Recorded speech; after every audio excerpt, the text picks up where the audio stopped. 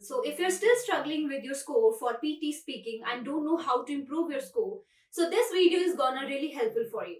Hello everyone, I'm Surbhi Arora, your PT certified trainer, and in this video, I'm gonna talk about few strategies that you can follow to improve your score. So before that, you should know what are the parameters on which you are going to assist. So in speaking, mainly it is fluency, voice modulation, pronunciation, and content.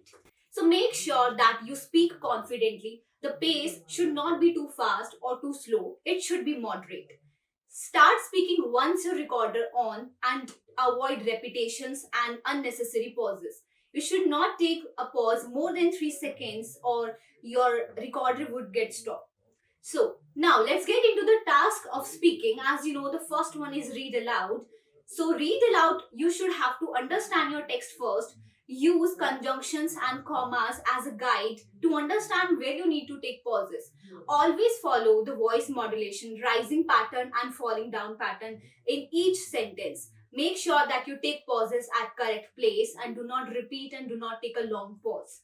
Next is repeat sentence, in which you have to just copy the accent or pronunciation that you have just heard. If you will apply this strategy, certainly you are going to match your score, what you are desired.